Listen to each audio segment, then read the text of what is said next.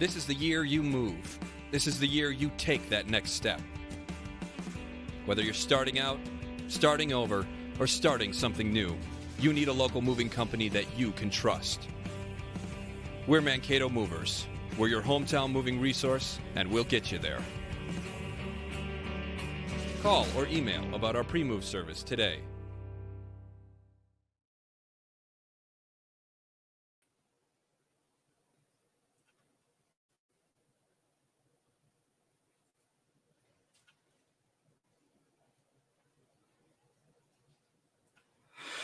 Good afternoon, everyone, and welcome to this episode of I.C.E. I.C.E. stands for Inspire, Collaborate, and Encourage, and is our collaborative podcast we produce weekly.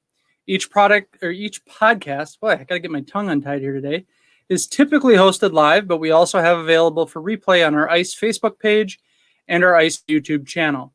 Each week, we interview a guest or guests that we felt had an interesting story to tell about our three key words: inspire, collaborate, and encourage. In 2020, we found comfort and knowledge both personally and professionally from the podcast of others.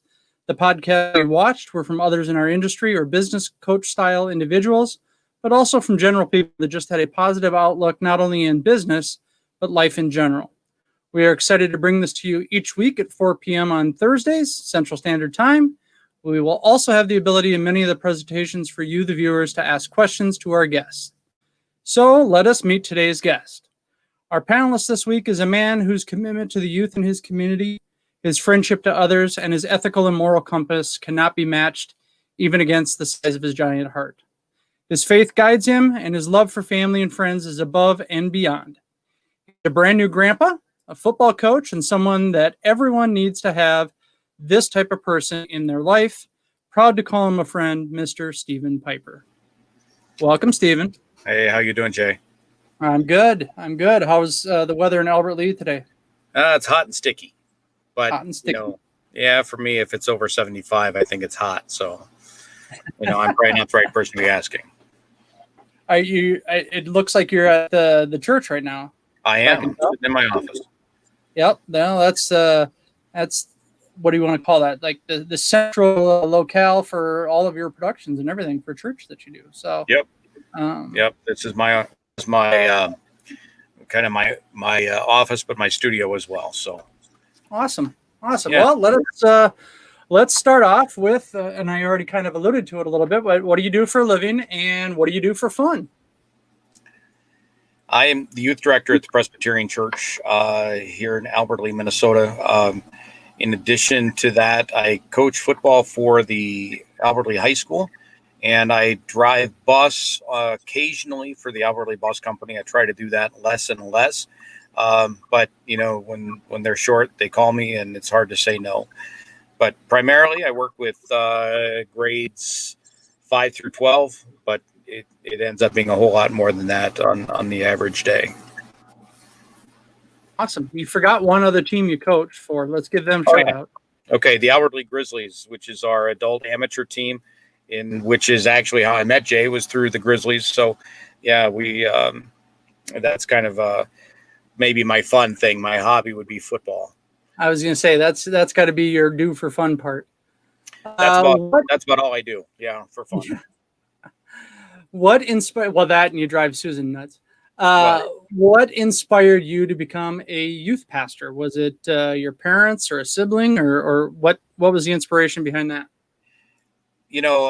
This may sound crazy, but I really felt God calling me into the profession. I had been on track to go to Iowa State University for engineering. And then between my junior and senior year, I just really felt God changing my goals, my hopes, my desires, and felt like it was something that he wanted me to do, to work with teenagers. And then missions as well is another big part of what I do. Some of that, obviously not discounting what God called me to do, but, my youth pastor was a big part of my life during my teen years after my parents split up, and definitely had an impact on me as well. And for you personally, what is a typical day like in your shoes? And do you end up collaborating much with other people throughout to get through your day? Yeah. Do you want to talk pre-COVID or post-COVID? Because they're different. I'll tell you. I think that's going to be the answer to everything from nowadays. Well, are you talking pre-COVID or Right. post-COVID? Exactly. Kind of like the Depression. There's a significant change for all of our lives, I think. Yeah. For the most part, my programming goals are grades 5 through 12. I end up doing a lot of associate pastor type work in addition to that. But right now, I've become the techie. So I'm the guy that does all of the additional tech stuff that COVID has brought onto us. So programming has changed dramatically. We're still struggling trying to figure out what this fall is going to look like. But having an online presence, trying to keep our ministries alive and relevant for where our people are at, I play a big part in that. I usually get to the church between 8:30 and 10. Depending on what my day is going to look like. And then I'm home anywhere from 5 to 10 or later, depending on what kind of interaction I'm having with teens at the time. Collaboration is huge, especially now that we are in this COVID era. We have our program staff meets regularly to discuss our programming and how we can better meet the needs of our congregation. And that's a tough one. We've got an elderly congregation that tends to be at higher risk with the coronavirus, and so that collaboration is important. The other thing that's nice is that our K-12 programming are split between myself and Dean, and that gives us each somebody in-house we can bounce ideas off of, as well as encouragement and that kind of thing. So yeah, we collaborate pretty much on a daily basis. Yeah, I would imagine when you're, especially as the youth pastor or the regular pastor, I mean, you're obviously different focuses a little bit, but you're certainly having to involve a lot of things to get your message across, whether it's to the adults or to the youth. So absolutely. Yeah. Who is someone in your life that was a big inspiration? And remember that Susan is probably watching this, maybe not live, but she might be watching it. Outside of her, I'm going to go with my youth pastor growing up, Mark Oberbeck. Mark was a guy that showed up at the right time in my life at my church growing up, and was somebody that was really he was a down to earth guy. He was just a down to earth guy. He was a real person. You think in terms of a spiritual leader. Oftentimes we think in terms of somebody that is, unattainable. They're on a mountaintop, and you can kind of see him and you can kind of hear from him. But, Mark was the kind of guy that loved kids and spent time with them, and was just down to earth. I mean, you could go over to his house, you could hang out with him, you could TP his house. Before the night before he went to college, so that he couldn't retaliate, because he would retaliate. He was just a very influential person in my life. Just for the record, we here at I.C.E. do not recommend TPing houses. We don't want to get any phone calls to help clean up. Moving on, and you kind of already alluded to this. What lessons did you learn and take from Mark and incorporate into your own life? Man. I think the biggest piece of that was, number one, to look to Jesus for all the guidance. I think that a lot of people will follow that advice for big decisions. What job do I take? Where do I want to go to college? But for Mark, it was about, the daily things. How am I going to interact with this person? I know that I've got a meeting at this time, and just looking to God for guidance in all of those aspects, which was really cool, because, like I said, he was a down to earth guy. He was just a guy. He was somebody that you could absolutely hang out with and spend time with, and yet he never walked away from his relationship with Christ as being the cornerstone of what he was all about. What do you find yourself thanking God for in your life during your moments of solitude?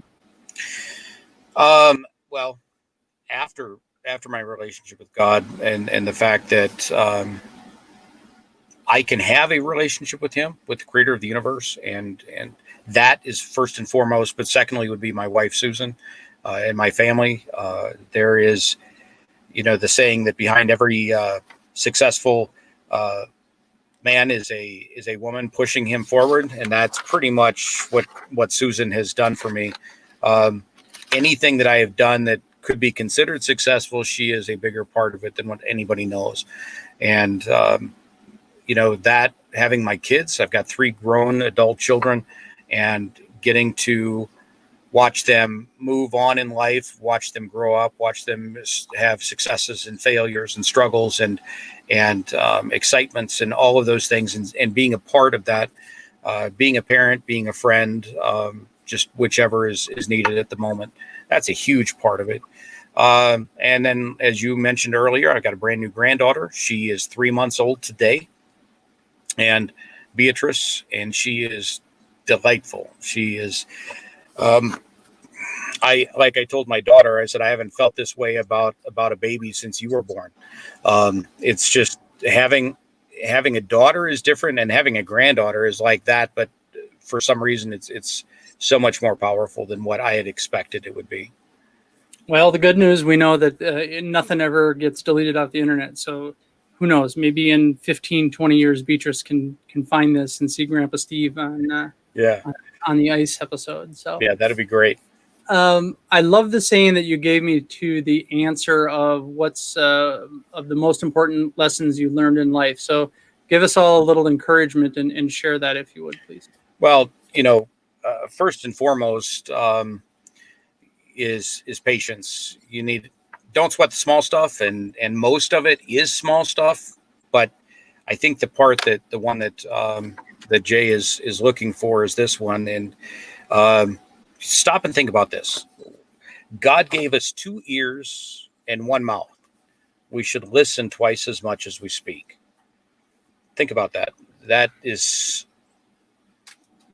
I'm a guy who talks for a living, basically. But if you stop and think about the interactions that you have with your friends and with your family and with your coworkers, how much better would those interactions be if we all listened twice as much as what we speak? You ask somebody, how was your day? Oh, it's fine. Okay, was it? Or is that just a pat answer so you can move on to the next thing? And I think sometimes listening involves your ears and it involves your heart. And that's the way God intended it to be. Great answer. That was one of my favorites in your pre-interview. All right. Before we get to our speed round of questions, let us hear about a couple of our sponsors. So be right back, Stephen. Okay, sounds good. Gracie B. Doodle is a new up-and-coming online store and social media group for the decorated apparel design and sublimation sector. From digital papers to sublimation blanks and more, Gracie B. Doodle is a great resource for the crafters or the professional shops. Online at www.graciebdoodle.company.site. And also the Wow Zone Family Entertainment Center located in Mankato, Minnesota, featuring 24 state-of-the-art bowling lanes, a 2-level laser tag arena, mini golf, video games, snack bar, sports bar, and restaurant. Bring a few or bring them all. The Wow Zone can fit them all. And back to Stephen. And there we go. Sorry, Tanya. Oh, Tanya's producing, and I clicked on a thing. And so, Jay, have you been to the Wow Zone? I have, yes. Oh, that's actually where our BNI group, Creating Connections, meets there on Thursdays. I'll tell you what, any of the listeners that haven't been there, they've got to go. I mean, if you have kids, it's a no-brainer. But if you're looking for a date night with the wife, it's, you can go and you can, you got the snack bar, like you said, you've got the bowling, you've got the video games. You can kind of go back to when you were a teenager and you would go do those things. And Susan and I have been there a couple of times, just the two of us, and it's actually a lot of fun. The and the mini golf too is excellent. I actually tried talking them into. I've mentioned it. Obviously, they'd have to build on somewhere, but the game we only played up in the cities. Oh my goodness, that would be Whirly ball. If they had that. Oh, I told her to go up to the place in the cities and check it out, and go to Mankato. And then we could just go to Mankato to do it instead of the city. Right, that's incredible. All right, here is one of my favorite parts of these interviews. I call it the Mankato Movers Speed Round, where the Blue Crew will get you there. So in the speed round, we have, these are critical for the rest of the interview now. So Okay, bring it. make sure you think about these. All right, you ready? Yep. South Central Hogs or the Buffalo Ridge Wildcats? Hate them both, but I'm going to go with the Buffalo Ridge Wildcats. Ooh, Susan or beef sticks / beef jerky? Susan, hands Okay. down. Driving to see Beatrice or flying to see Beatrice? Flying to see Beatrice because the drive is horrible. Haley the Demon Dog or Asia Grace the Wonder Dog? Haley the Demon Dog. Give a shout out to my good friend Haley. The Metrodome or US Bank Stadium? Metrodome. I know. That's not a politically correct answer. Got a soft spot for the Metrodome. Championships were won there, just not by all the teams that played there. Exactly. Vikings or Bears? Vikings, no question. Twins or Yankees? Twins, no question. And only because I happened to be watching a commercial or watching TV and a commercial popped up right as I was typing this, Menards or Home Depot? You're putting me on the spot because Albert Lee just has Home Depot and they've treated me well, but Menards has been my go-to since I was a teenager. So I'm going to go with Menards. Hopefully somebody from Menards is watching this. We would love to have you as a sponsor, and we can take in-kind product rather than money. So, absolutely. All right, back to the normal questions. All right. What is different about your life now than maybe when you were what a 19-year-old Stephen would have imagined? You know, I had envisioned that by this time in my life, I would probably be a full-time overseas missionary. That was something that I really felt called to do. I experienced my first missions trip when I was 13, and it was an incredible, experience.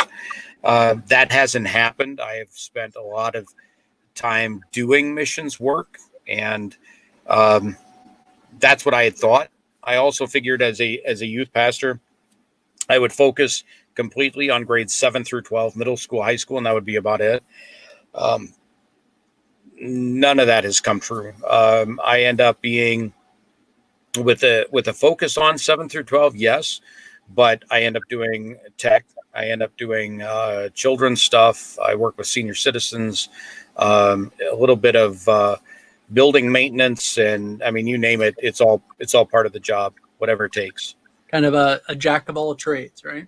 Yeah, sadly. I mean that in the best possible way. Right.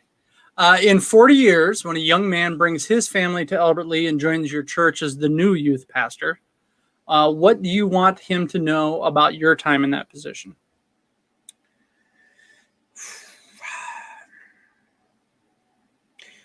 I guess what I want him to know is that my relationship with God was number one. That was the key.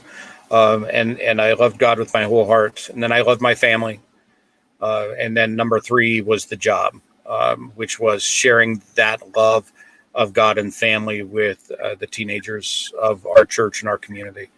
And I would want him to understand that the order and the balance of those. Good answer.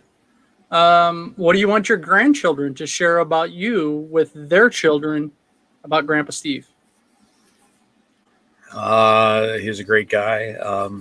That he bought them their very first Vikings apparel. Again, I would want them to know that I love God with my whole heart, that I love my family, that I would sacrifice for my family, anything for them. And just, I'd love it if they mentioned my sense of humor. And then my devotion to my grandkids. Beatrice, she doesn't get it yet, but when I see a picture of her, I know she needs a hug from Grandpa. So, we're planning that next trip down there. Awesome. Are there any words of wisdom regarding the extensive collaboration that you deal with on a daily basis? Is there something that makes it easier, something that makes it worse? I think probably the thing that makes it easier is when you do it. It's like anything, if you do it on a regular basis, then you end up getting better at it and getting more used to it, more comfortable with it. I think the thing that makes it harder is when you're trying to be a one-man show and trying to get everything done on your own. Obviously, the stuff that I do, and I think this would apply all the way across the board. There are times where you just need a helping hand. You need a shoulder to cry on, or an ear that can listen, someone to bounce ideas off of. It's great if you've got a spouse that does that, coworker. But seriously, in today's day and age, trying to do it all on your own by yourself is absolutely a recipe for disaster and burnout in any kind of a job. Probably results in, say, I don't know, a heart attack, maybe, I guess. You could make that case. Asking for a friend, anyways. Right. None of us can see what our future holds. What inspiration do you look to for your future? Oh man, again, it comes back to that initial call of God on my life to do what I'm doing now. As if you look around and you start looking at youth pastors, I've got kids that were in my youth group that are now youth pastors. So I've got I've been at this a long time. There are not a whole lot of youth pastors my age that are out there. With that said, I love what I do. I don't have any plans to change, but I will keep doing this until God opens another door and points me in another direction, whatever that may be. Yeah, and the dogs just started barking, so hopefully that's not coming through. There was something I was going to say there that you clicked on, or that you. That's got to be amazing to have the former teenagers, the former students, whatever we want to call them, that have gone on to be youth pastors. I didn't know that. I don't think you'd ever shared that with me. So that's got to be pretty warming of the heart to know that they. Oh, really? I mean, that's pretty cool when you've impacted them enough that they're like, you know what, I kind of like Steve and I like what he did, and this is what I want to do in life. The one of them, funny, you've met both of them, I think. The Jones brothers are the two that you would know, Ben and Dan. When Ben graduated from Ozark College and he started looking for jobs, I drew a map around Albert Lee and I said, you cannot look for jobs within a 6-hour radius because I don't want to see you that often. So I said, if you apply for a job in that area, I will torpedo that opportunity. So he is down in Clarksville, Tennessee. And then his younger brother Dan is in Des Moines, Iowa, and they're both doing a great job. Des Moines is less than 6 hours. I know Dan isn't quite as annoying as Ben, so that's kind of the trade-off there. I can't wait until they watch this and I know get an opportunity to comment after the fact. Yeah. I've got a couple more questions, but before I get to those, I'm going to throw a little curveball at you, simply because it was something I didn't think about at the time when I was typing this up, and I want to kind of touch base on it. Okay. And that is the mission work that you do. I know that you're heavily involved outside of the church in a mission group. So tell us a little bit about that, if you would. Well, I work with an organization. I'm on the board. It's called JCOM. It's Jamaica Accompong Connection of Minnesota. And we have a small community in Jamaica. It's at the top of the mountain that is actually the Jamaican indigenous people. So they would be the equivalent of our Native Americans here. They are their own nation. They're an independent nation that functions within the Jamaican government as well. So it's very much like a reservation would be here. You can vote in the Jamaican elections, and they also have their own elections. They have their own governmental structure. It's a very poor village. Basically, it is a sustenance farming is the way of life. So if you want to eat it, you better know how to grow it. We run a scholarship program. The local school is done at the end of 6th grade. And if you want to go on, school is technically free like it is here. But if you want to go on beyond that, you have a minimum of a 30-minute taxi ride to get to that school. And a taxi ride will be $1 one way. So you're talking $10 a week to send your kid to school when you're probably making less than $10 a week as an adult. So we step in there and we help give the kids in the community an opportunity to further their education. And then we also work on education for the farmers. We have an agronomist that works with the farmers, helping them to grow coffee and other crops that could be turned into a cash crop. We're experimenting with sorrel, which is a native drink there that they use at holidays, but things like that, because you can grow food, but you can't grow shoes. So somewhere in here, we're trying to help them to better themselves. And then we also, obviously, we work with spiritual education of adults, men and women, as well as young men and young women. So kind of education is kind of the core of what we do, and we try to touch the whole person with education. Is that area in Jamaica, is that a predominantly Christian area? I mean, is Christian the, what do I want to say, not the popular, but the predominant, excuse me. Yeah, Christianity would be predominant. How many are truly sold out to God versus, there are predominantly 5 churches in the community, and they will all average 15 to 20 people on a Sunday morning. So there's attendance is pretty low, and those are some of the things that we're working with the adults on. Why is that? Are you not offering people something? I mean, if you don't offer them something, they're not going to show up. So again, it comes back to that education piece. We don't deal with other Native American or Native religions. There's no voodoo or anything like that is really a part of the Akampong experience, but it is definitely it's you talk about poverty, and they don't have water. There's no running water in the community, so they collect it off their roof. And during the dry season, they'll walk 2 miles up the valley to a spring and bring it back in a bucket. So you think about how much water that you need. We recommend that you, when you're dealing with kids on a mission trip, that you plan on a gallon a day for drinking. So, and obviously it'll be a little bit less than that, but when you have to carry all the water that your family's going to need, maybe we don't need to bathe as often as what you'd think. Maybe we don't need to wash clothes as often as what you would think. I mean, a 2 to 4 mile round trip, depending on which spring you go to. So that's one of the other things that we're working on, is a water initiative to help with better collection and community tanks, that kind of thing. So, last question on this. Do you, is there a website or a Facebook page or anything like that people can go to read more about that mission? And is there a way for people to donate? Absolutely. We are, if you go to JACOM, JACOM, search JACOM on Facebook, you'll find our Facebook page. We will be, hopefully, within the next month, having an online pay way that you can pay online.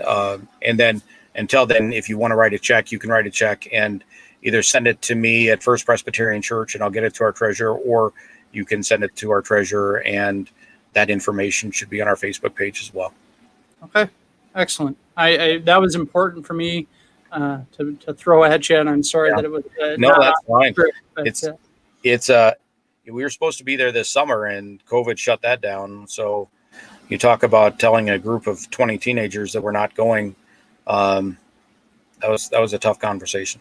Well, and right there, I mean, that's just another question that makes me think about what the name of this program is. I mean, the inspiration, the encouragement, the collaboration that goes on. And for those 15, 20 kids, sadly, to miss out on this opportunity this summer to go there, obviously, you'll offer that hopefully next year to them, and they'll get that opportunity to see that. But I'm sure for those 15 or 20 kids to get there and realize that they can't go wash, take, a shower twice a day, or that they can't, leave the refrigerator open all day or whatever. Right. I'm sure that has got to be. A couple of things that we do that's pretty fun is that I actually give them water jugs and send them to the spring. so that they can experience it. Because until you've done it, I mean, and that's a great experience for them. But the other thing, and you get back to that, what this is all about: inspire, collaborate, and encourage. We take high school students, and we take the high school students that are in our scholarship program, and we lump the two groups together. And our students from the Albert Lee area and the students from Akumpong, they lead a day camp for junior high students from Akumpong. So they have to learn to work together. There are some cultural experiences within that, and they got to learn to figure it out, because I will supervise it and oversee it, but I'm not there to do it. This is your baby. You guys figure out what it is that you're going to teach this week, and how you're going to do that. So, again, it's a great opportunity. Our kids teach their kids teach our kids, and lifelong friendships grow out of that. Yeah, the experience, I never got to experience anything like that. The only thing I probably came away for anything close to that was school patrol, at school. And I do have a lifelong friend that I made out of that, and just because of the experience. But yeah, I can only imagine what the mission thing would be like. All right, moving on. Do you feel more inspired in life from your work, or encouraged to share? Are you more inspired for it, or are you more encouraged to share what you're doing? Yes. It varies on the day. There are days, on Wednesdays when I've got programs, and I am, I'll start out, pretty energetic and feel pretty good. And then, you work with junior high kids first, and it'll beat you down. And then we'll just have one of those wow moments, conversation with the kid, and I'll get home, 10 o'clock or 10:30 or 11, whatever it may be. And I'm just so jazzed up that I can't go to sleep, even though I need to, because I got to get up the next day. And that's just absolutely encouraging. That when you see, and again, having done this for as long as I have, coming up on 30 years, you see a lot of, because you're still in it. You see things that you don't always see in youth ministry, because you get to see your kids grow up. You get to see the kids get careers. And, I've got doctors and lawyers and youth pastors and school teachers and restaurant managers. And, I've got an electrician, and the whole spectrum. You get to see that, and you get to experience that. But it's that, those successes really encourage me to keep going.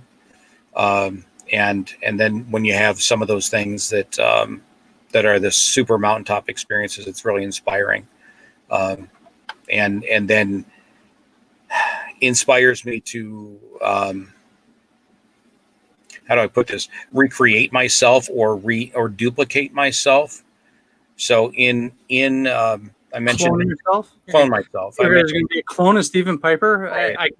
Mike Tiedemann is going to be very happy to hear that. That means he gets to tell double the jokes if there's two Stephen Pipers. Great. Well, so I mentioned Dan and Ben, but I've got a number of other kids that have come through my programs over the years that are in ministry, or that have taken the love for kids that goes beyond just working with them, but really caring and pouring into them, and have taken that into working in a nonprofit, working in a school setting, coaching, doing something with kids that goes above and beyond the daily job. And those things, again, I want to change the way that these kids see each other, and see the world, and see the people they come in contact with. You mentioned there a wow moment, from an encouragement standpoint. And real quickly, I was telling Tanya this on our way home today. The last night, before I fell asleep, I stumbled across the 1992 final speech from Ronald Reagan at the Republican National Convention. And that would have been he was in office. He was getting out of office at that point. I know that George Bush won, and Dan Quayle were running, and I don't know who they were running against. I'd have to look that one up. And I found myself as I told Tanya, I only watched maybe 5 minutes of the 15-minute speech. Man, what a speaker! When I shut it off, I felt like I could get up and run through a brick wall for the United States of America. I mean, it was just an incredible speech that he gave, and he had some humor in it and that kind of stuff too. But to me, that's kind of how I see you. I really do. I mean, you're such an encouraging person, and I just I've really enjoyed getting to have you as a friend, a close friend, confidant, and I appreciate and so, that. yeah. Anyways, before we end up both starting to tear up or something here. All right, last question. We did not start out as friends. Nope.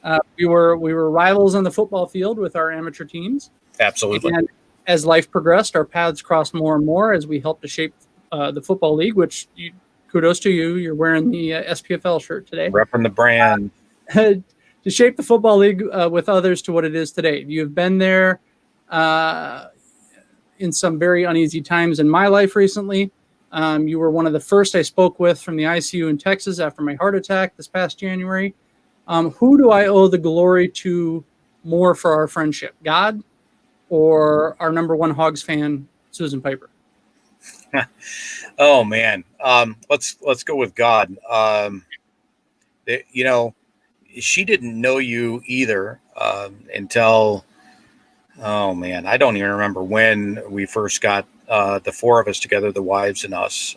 But yeah, I think God put us together, and I wasn't looking for a friend. I wasn't, I don't have a lot of spare time, and I know you don't have a lot of spare time. And the friendship was something that just came out as we were, collaborating, strapped together in the yoke, pulling this league along, working on projects, killing ourselves at the Pigskin Classic, the 20-hour days, and you just find, that the collaboration, the working together, and all of a sudden, there's something more there that goes deeper than just this guy that coaches the rival team. And I wasn't looking for it, but it happened, and I think maybe that's the best way, is to develop friendships based on mutual respect that grows and deepens. And yeah. I couldn't agree more. You said it way better than I could have. So, well, Stephen, what can I say other than thank you? I mean, thank you for your friendship, your faith, your brotherhood, both on and off the gridiron. Since we became friends, you've always been there for Tanya and I, and you have been by our side or a phone call away when we've needed you. And even for our kids, I kind of forgot about that. We went out and saved one of our sons on the interstate when he broke down. I remember that. Yeah. So stay healthy, continue to lead by example for the youth in the Albert Lee area or youth in general, and in following Christ. So thanks for being on our show today. Oh, you're very welcome. It's been my pleasure. Thanks, Jay. Thanks, Steve. Next week on the show, we will have Candace Peschke, who is primarily a high school art teacher, but also teaches at a local college. She lost the love of her life 3 years ago. With her then 2 teenage children, had to pick up the pieces of life and put things back together. We will talk to her about her former husband, Chad, and the impact that he's still having on their lives today. We would like to thank our sponsors for today's episode, the Visual Identity Vault, located in the heart of historic downtown Fairmont. TVIV is a full-service decorated apparel provider with screen printing, embroidery, sublimation, and more. Also offered are signs, banners, design services, paper-printed products, promotional items, and custom gifts. With 4,000 plus feet of retail space, great deals for everyone, young to old, can be found. TVIV also offers a variety of different fundraising opportunities for your groups needing to earn some extra cash for that special trip. Contact TVIV today at sales@tvivmn.com or online at www.tvivmn.com. And are you looking to travel either domestically or internationally? Call Jana Hughes at Travelooza to book your next vacation. From weekends to resorts or cruises, Jana and her team are ready and willing to get you back on your feet and headed for the sun and sand. Call 1-888-689-0660. On behalf of both Tanya and I, would like to thank you, the viewers who tuned in to check this ICE thing out. and we hope that you found the message of inspiration, collaboration, and encouragement to be useful in your personal and professional lives each day. Thanks for watching, everyone, and tune in next week for our ICE episode, 4 p.m. on Thursdays. See you then.